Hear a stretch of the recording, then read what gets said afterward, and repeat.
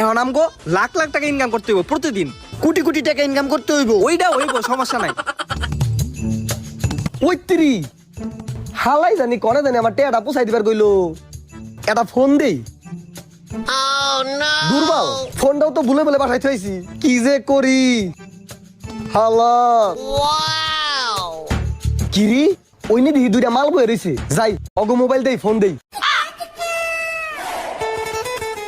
Excuse me ভাইয়া। হ্যাঁ ভাইয়া বলেন, কি বলবেন? বলেন বলেন। আসলে ভাই হয়েছে কি, আমার না ইমার্জেন্সি একটা ফোন দর লাগবো, কিন্তু আমার ফোনটা আমি বাসায় চার্জে ভুলে থুয়েছি। আপনাকে ফোনটা দেওয়া যাইবো? একটা কল করতাম।